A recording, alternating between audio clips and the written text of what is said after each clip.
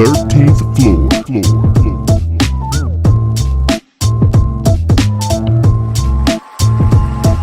The 13th floor.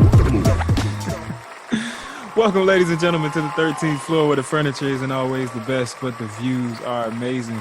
It's your moderator, B. Jones, and I'm here one-on-one with the man, Coach K, Carol Kadaya. What's happening, bro? What's good, man? I think I may have I changed the access code for the rest of the fellas. You see what happens? They're stuck downstairs in the lobby. I guess they found out who wired the building today. Now they know. This is what happens when you get CEOs and they start to really flex that power. You know what I'm saying? Like you get just making all kinds of executive decisions, and everybody else got to sit this one out, huh? Man, every once in a while, man, you know, my gorilla's not a zero, so that means it exists. So every once in a while, I activate that gorilla. If you're interested in finding out about yourself, hit me up. I can definitely put you on that 4 animals assessment. We can find out what animals you may have between the gorilla, the turtle, the chameleon. Yeah, and, baby. Chameleons in the building. And the flamingo. Easy. Oh man, so with your bright green shirt on today. You feel me, man? I gotta represent for all my chameleons out there. I hear you. Not too often we get these one-on-ones, man. So I definitely want to start by we talked a little bit about it, man. The relocation to Chicago, bro. You stepping up in the world of your field, and you know you taking that transition out there, Midwest, I guess. How has that been? Yes, it's Midwest, man. So, you know, it's funny. It's no secret. I work for CarMax. That's my day job. That's where I've been for 16 years, right? And when you talk about starting from the bottom, literally started from the bottom. And now we're in a situation where my impact, right, and my influence could be felt outside of the department that I worked in. Absolutely, man. Yeah, right. And you worked for me at some point, so you know what that was like. I feel like this has been so long in the making, though, because you basically, when I worked for you, you pretty much wore that hat. You know what I'm saying? You were the glue that held the store together. You definitely put people in positions to win. And it's like, finally, I've been up here for 3 years now. So at the very least 3-4, you were in Maryland for what, 3 years before I got here? So what, that's like 5-6 years? I think I was in Maryland. What year did you get there? 15. You got there 15. Yeah, so I guess I was almost there 3 years when you got there. So 5-6 years later, man, and you looking at running your own store and running my own store, right? And look, there have been people saying to do that for the longest. Hey, you have the skill set. And for me, it just wasn't on the radar because I was in purchasing for so long, and that's what I knew, and I had got to a point of mastery for that. Right. And the thing is that I had to realize, and Chris, we've shouted out Chris. Chris said, man, you got so much more that you can do. You know, why are you holding on to this title in this department? And it wasn't something that I hadn't been told before. Mm-hmm. And, you know, I actually attempted to do it before, but was told no. And okay, no. And let me just keep doing what I'm doing. Right. And it's not like, you know, I wasn't paid well or whatever. But when I realized, okay, Carol, you know what, you're holding back the ability for you to impact more people and really change the lives of people that work in contact with you every day. And when I realized that, hey, you know what, I can't just keep this gift within these 4 walls of this department. Let me extend it out to the whole store. And in extending it out to the whole store, it also affords me an opportunity to affect a region as a whole, which I had that opportunity in purchasing, but I think you get a little bit more where people can see you when you kind of expose yourself. So once again, diversifying the scope and the range of what you can impact and how you can impact.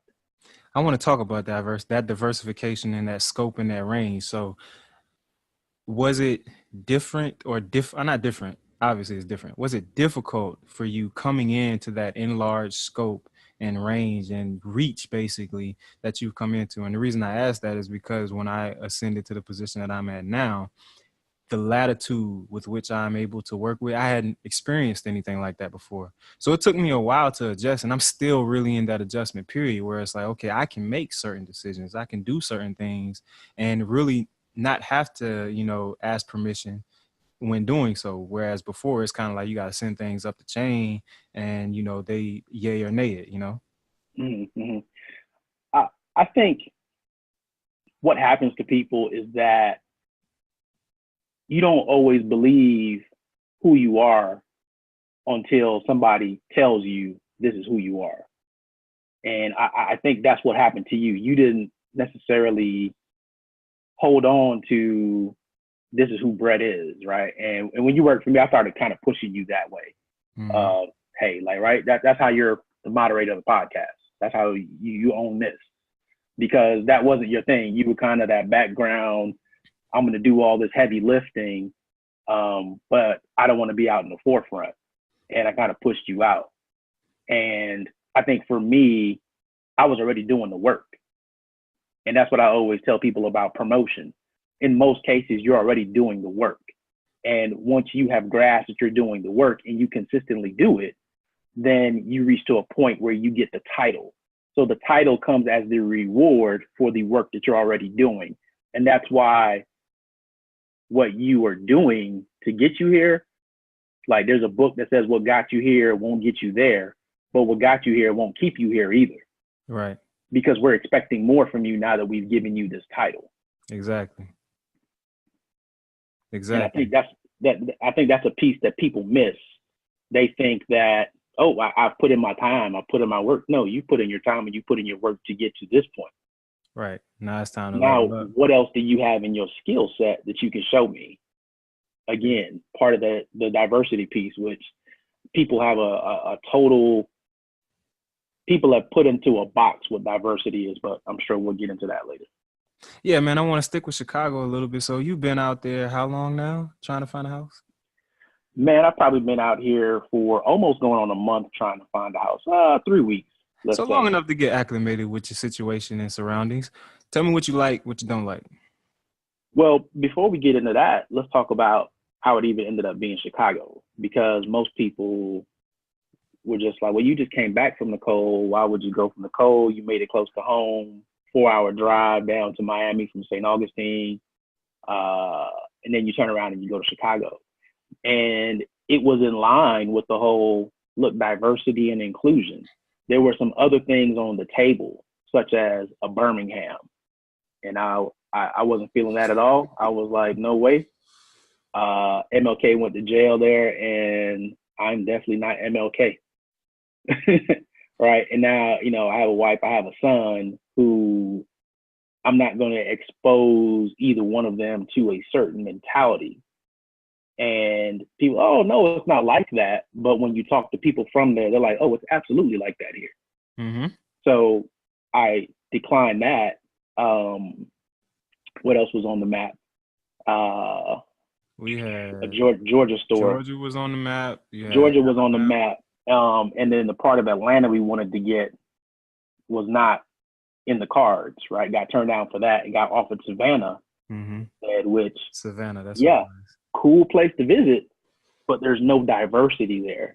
All right. And diversity is so important to me. When I look at it, look at the places that I've been. I was born in Brooklyn, New York, grew up in Miami, worked in Virginia, Maryland, D.C., back down to Jacksonville, St. Augustine area, which that's the most country place I've been since I've been alive. St. Augustine, Jacksonville. And when Chicago came up, it was, okay, there's a level of diversity there. And that seems like where we should go, because I feel like diversity is the key to our personal wealth portfolio. The same way that you diversify your monetary portfolio is the same way you should diversify your personal portfolio to get the best return for your investment. So when I look at, me being in the international studies program growing up, my family being from Trinidad, having family from Venezuela, being exposed to people from all these different cultures, I feel like that's what's enabled me now to do what I do at the level that I do it, to reach out to people, to be able to connect with just about anybody. I mean, you saw our team in Maryland. Our team it looked like the United Colors of Benetton. Like we looked like we could have had our own Olympics. We could have had our own Olympics, right? And I think that those diverse backgrounds is what made it successful. And it wasn't just nationality. It was, we had a female, we had Asian, African, you name it, we had it. And we could pull from those diverse backgrounds. But the next step of diversity is the inclusion piece, because some people think that just by checking the box of I've hired somebody from another race or I've hired somebody for another sex, but then you don't include their background and ideas in what you do. So that's how we got to Chicago. Now, the trick is, since I've been in Chicago, yes, diverse, but there's not a whole lot of inclusion going on. I'm about to say, is it that inclusive? Because I've been to Chicago a couple times. And it's highly segregated. Yeah. Highly segregated. Everybody sticks to their little group. And even in the living areas, that's been part of the challenge, is trying to find some place with some diversity to it. Because again, I want my son to get the same advantages I got. So at this transitional point in your life, and you now knowing that diversity and inclusion is it, and we're going to get into a little bit, well, you've already defined that, for the listeners. What was it that was like, bam, that was it? You know what I'm saying? Like, how do we find that lane, that niche area to propel ourselves and go forward in? It is funny that you say that, because I didn't necessarily, yes, we look at diversity as race, sex, but diversity is so much more. Diversity, it's all around us, and people don't realize it. So if you think about music, do you listen to the same genre of music all day, every day? That gets pretty boring. Like when you go to a party and there's a DJ, what if that DJ only plays one genre? You're going to say, oh, this party sucked. Right. Think about food. Do you eat the same foods every day? If you ate the same food every day, if I just gave you carrots every single day, how many days would you skip eating? I don't know. I like carrots and they help you see well. So, Right. But if you knew that there were other options, that's just giving them to you. It's no, man, variety, diversity, like that. What they say, that's the spice of life. You want spice of life. Stock portfolios. We mentioned that earlier. They say the key is diversification of your portfolio. Right. I take it to a biological level. You have dogs. You have pure breeds, and then you have mixed breeds, or what they call mutts.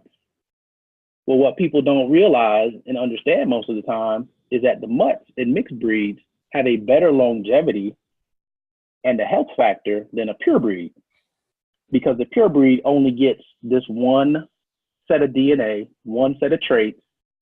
And as they go through, once they develop certain sicknesses, that sickness just keeps going over and over, and it just keeps spreading within the pure breed. So most people know now that you want a designer dog that is a mixture and is going to last longer, is going to be better for their human counterparts from a hypoallergenic standpoint. But then we don't equate the same thing to people in what we do with our businesses and what we do with culture. And that's crazy, because the diversification factor, it just plays such a large role. Like just the experiences, the perspectives, the know-how, your level of intelligence is so limited when you were only able to see from when you're only able to see out in a box, like when you're boxed in. That diversification just it takes everything to the next level because of the experiences and the value added from that. And when you look at being a father now, that's given me a whole nother viewpoint on it, because when you look at kids interacting and we started taking Asher to the little gym, which is something that Art put me on to, that Faison put me on to. And when you watch the kids, they don't have any preconceived, oh, I play with this child because they're my same race. That doesn't exist. Like, we claim that people always want to go with who looks like them, who they're comfortable with. That's not nature. We start out open to everybody. Especially when you see something that's different, like it just draws your attention. Exactly. And the inclusion piece is the key, because you watch these kids having fun and they're doing something and they want to get the next child next to them involved. They don't care what they look like, how they speak. Hey, I'm having fun. Come have fun with me. I don't care what you look like. I don't care how much money your parents have. I don't care where you were born. Come on, let's do it. And that inclusion piece is there for them. And then through learned behavior, they assimilate what we do. And that's the key to all of this. And I think that's the key to humanity overall, is realizing that it's not just a matter of the privilege and what you have access to. If I have access, then I should provide my fellow man with access. And how we get here and into this lane, because if you go back and you watch early podcast episodes, man, where were we at? We were at believing in your dreams, empowering people to achieve. We were at helping male divorcees. Right? You remember that? There were so many things. And what came out of all of it, and look, shout out to ETA for continuing to push me. Shout out to Chris, who's not with us anymore, for for continuing to consistently push me to keep thinking. I remember coming back to you guys like, nah, they didn't like that, and you guys are like, what? That was perfect. Like, man, listen, there was a couple times where I was ready to go into the room and do the pitch, and I'm not even that guy, but it's like, yo, you can't tell me that this doesn't sell.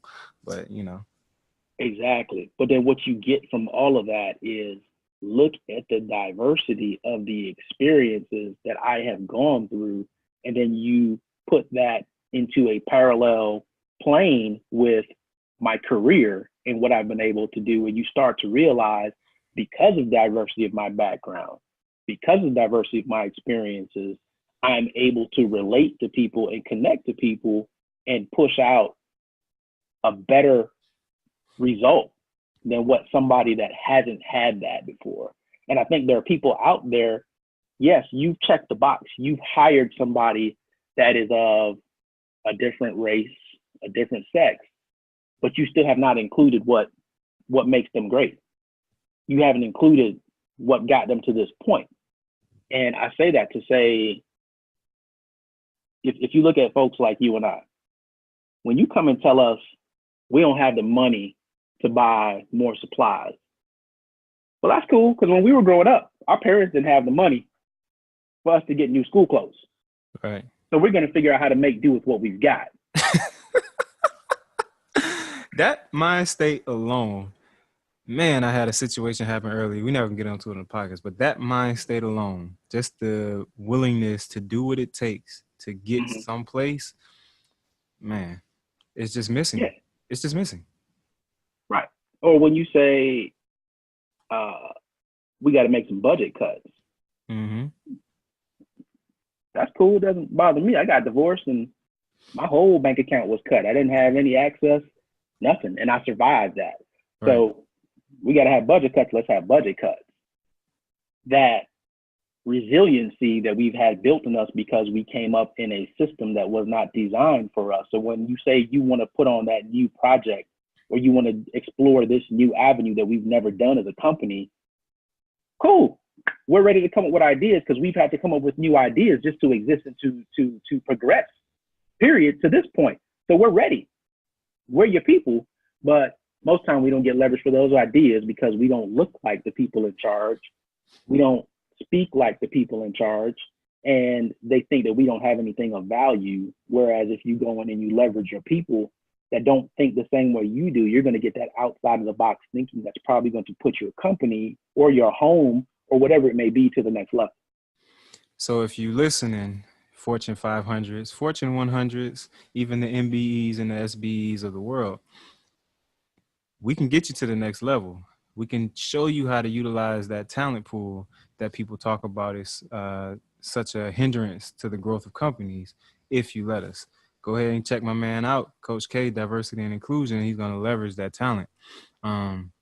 It's one thing I do want to talk about that I think has been very prevalent in just amongst our core group, man, and that's the loss of life, but how that loss of life has been more so of a catalyst or helping us transition in different stages of our lives. So we talked about Chris, who's no longer with us, but there's also been several others. I had a profile. We talked about him as well, Zirian Simpson. Zurian Simpson, yep.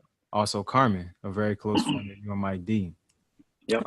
All individuals who lived like to the fullest, and were seemingly to us taken away at such an early time, but still are with us and help us motivate and transition through life. So I want to talk about that a little bit with you and how it directly impacts you and what you're doing now.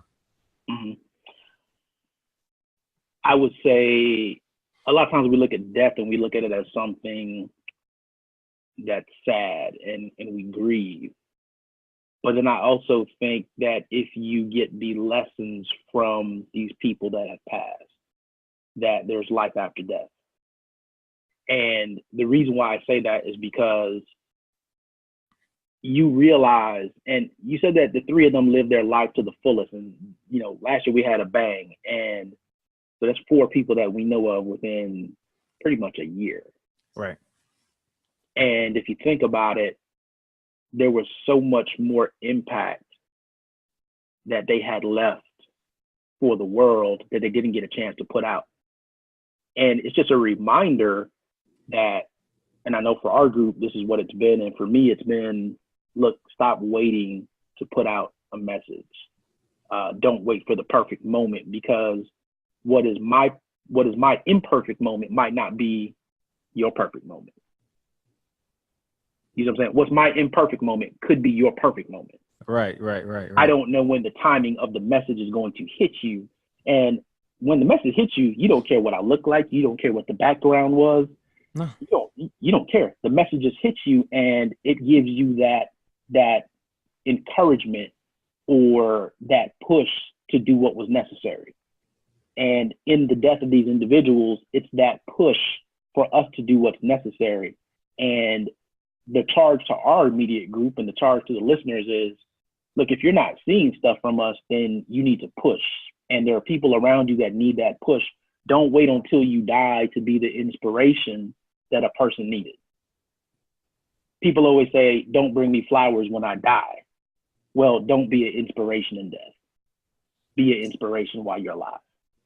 Absolutely. Because, again, as I've always said, we have these gifts, and it's not about us. It's for other people. Right. The gift's not doing anything. Huh? I said, that's day one. We talk about That's early podcast. That was first one. Yeah, talking about early podcast. Exactly. The gift is not for you. It's yours. It was given to you already. So you're not learning your gift. You're learning how to better use your gift when you apply it. And again, the more people that you apply that gift to, you diversify your experience and you learn how to better use it. You up the power of your gift. Man, Coach K, I think we did a lot in about 25, 30 minutes, bro. How you feel about that there? Listen, one, it's very different without the rest of the fellas on. And people don't realize how much it takes to have the dynamic of the different personalities and what we've gone through episode 1 to now, because there's so much growth individually because of the diversity of the experiences that everybody has been exposed to. And we've all been doing things individually to improve our life position. And because we've shared those experiences and we are inclusive of each other, it's catapulted everybody to a different level. So when you look at a Fresh, who, look, there are very few DJs, and he's more than the DJ, but there are very few DJs that have the ability to make music seamless through multiple genres. You can see Fresh play rock. Listen, that rap. the first mix I heard of his, and the way he was transitioning between the EDMs and the trap, just that alone had me like, okay, young man, go ahead, get yourself, get yourself, go ahead. And that's somebody that has gotten into the inclusion of the potential of the diversity they expose people to. Right. Right. Look at a BJ who is on a the precipice chameleon, of something big, dog. like yourself, and he's right there on the tip of, okay, I'm more than what I thought I was. Mm-hmm. And it's because he's seeing and getting exposed to all these people that we've encountered and realizing, man, I got what it takes to do so much more. Mm-hmm. Look at Mike D, right? Who, since the death of Carmen and some other folks, and he's seeing there's so much potential that I have. And because he's getting that exposed, we've all been exposed to people that have become successful in a very short amount of time. And we've seen that we have so much talent amongst us that what are we waiting for? What are we waiting for? And then showcasing it in the right light is the thing that keeps it from, or that takes it from one level to the next. Yeah, and just put it out. We're waiting to do these $1 million actions, but we already got $1 million talent, and we're waiting for that $1 million moment. You don't know when you're gonna hit the lotto. No. You just keep playing your numbers until you win. The people that win play the same numbers over and over. Find what your number is and keep playing it over and over. And people are going to benefit from it. And eventually you will win. But we put that win, man, you know what? I only got this one chance. Look, take as many chances as it takes. And the exposure to those chances is going to make you that much better. And sometimes, look, we're just not ready for that $1 million win. That's one thing I don't think people like pay that much attention to, and it didn't become clear to me. But I think Jay is a great example of what you're talking about with Try for 52. I was just gonna talk about Jay. Yep. Jay is a great example of that. But just going and realizing that all of these experiences are preparing you for that $1 million moment, and as long as you try and give an honest effort and you working at it, you know what I'm saying, like you grinding, you hustling. Mm-hmm. Once that $1 million moment hits, you out the window. Same thing with art and Alfeo Enterprise. Look, I mean, just look at the last 30 days for art and where he's going, and we know, that's a win. We know that win is coming, and we're all trying to line up behind it and push it and make it happen. So this podcast, if people really listen and they're not just there for look, we talk about some random stuff sometimes. And again, that's just the diversity of the group. And we include everybody. And that's why I don't jockey for position, right? Like I just gave you 25 minutes. We're probably on 30 now. And if people listen, they're going to get some nuggets out of it. But that's the same thing people do in corporate America where, I'm supposed to be on top. So I'm going to talk over everybody else because you don't know what you're talking about. You don't have my experience, and I'm just going to keep talking. But there's so many things that I learn every single week from everybody else on the podcast. Mm-hmm. And being on the podcast, I don't know about you, but it's taught me patience. It's taught me, look, there are many different ways to say the same thing. I don't know if that's a subtle shot or not. But it is. But here's the thing, right? It's only because we talk to each other every week, multiple times a week, that it seems like, man, you're saying that again, or you're rambling or whatever. But to somebody else, they're hearing it for the first time. Right. And the way I say it, or the way Fresh says it, yeah, it's very different, but they may be tuned to his frequency more than they're tuned to my frequency. Absolutely. That's all. So how it gets delivered. And again, it's funny. The goal of the podcast and the lane that we were in when we started I feel like it's run parallel to kind of my changes, and we realize we got to leverage everybody because there's a little piece of our audience for every single person. Mm-hmm. And we get a complete package with everybody on. Mm-hmm. So there's going to be times where somebody might kind of zone out because this person didn't say something that really resonated with them. But then somebody else is going to say something like, ooh, got it. And all it takes is that one statement from any one of us to impact somebody's life. And it's coming from all Black males who, as far as the general non-inclusive society is concerned, we don't really have much to offer. But I challenge anybody to go listen to 10 episodes and tell me you got nothing. Can't do it. And if you can do it, let us know in the comments, man. Let me know where you didn't get anything from. We'll go back and rerun that tape. But Absolutely. Appreciate your time, Kay, man. It was a very, very good episode, man. I'm glad we gotta do this more often. I think we're gonna have to set aside some time, maybe once a month, with each one of the fellas, man, where they just come on one-on-one with the guy. Hey, listen, we did it to start out, and we're getting real close to episode 100. I know. That's crazy. Yeah. That's crazy. And it's hard, man. It's hard, ladies and gentlemen. Podcasts every week, we missed a couple here and there. But for the most part, having that content, consistency, and 7 at sometimes different perspectives and different topics, man. Like it's been fun, man. I can't wait till we get to this 100th episode, man. I can't wait for you guys to come up here to the DMV, hang out with your boy. Yeah, and people don't understand. But we come up with an outline of what we're going to do most of the time, but you never know what somebody's going to say because we don't always put out the outline too far in advance because we don't want people to come off as scripted. We want people to be their authentic selves. But in that authentic self, you might end up so far away from where you wanted to go. And then you see me start to hang my head down and you just don't. One day, it would be cool if we could do a video projection of the comments that we're typing to each other while the podcast is going on, because that's just a whole nother level of comedy and humor. So we'll have to do that one day. Maybe we'll include that in one of the blooper episodes. But yeah.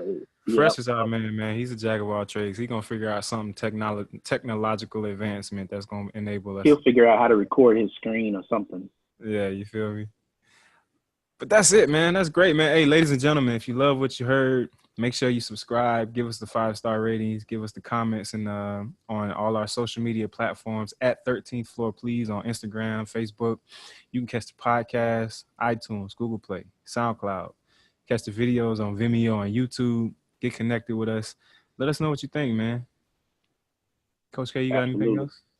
You good? Yeah, man. I heard Denzel say in a clip, he said, "What is the price of too much information?" I don't know if you saw that one. I don't think I saw that one. So he was basically talking about technology and all this technology. What's the price of it? And the price of it is that you get distracted from your $1 million idea, your $1 million action. Because as humans, when we're born, we are naturally inclined to be diverse, and we want to go after every little thing that comes by. That's why you change your workout over and over when you see a new workout. That's why you always want to try a new food. That's why a new app comes out. You want to download it because we are naturally inclined to be diverse. And what happens is, for some of us, we stall on one particular thing and never advance from that. And it happens to us in how we speak. It happens to us in how we interact with other people. And because you stall, you never get to your maximum potential. And the diversity is really just there to give you options. And then when you decide to get into that one lane that you're going to master, you now impact so many more people because you've maxed out your lane. Now you can help other people get to their lane. And that's my job. That's what I do. Diversity and inclusion. I help you with your company, your business, your relationships. How can you be diverse and include the other people around you and use what they've mastered to now raise your personal portfolio. And how can they get connected with you, sir, to make that happen?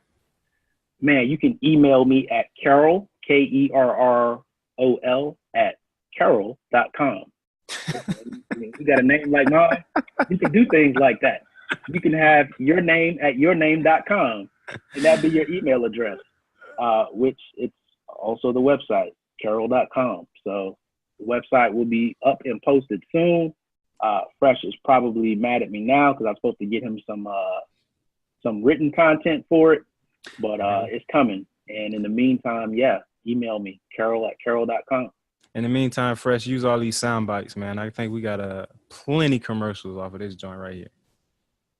But that's it, ladies and gentlemen. We are out of here on the 13th floor where the furniture isn't always the best, but the views are amazing. I take it back old school. The 13th floor. All right, what episode is it? Oh, these names. The 13th floor.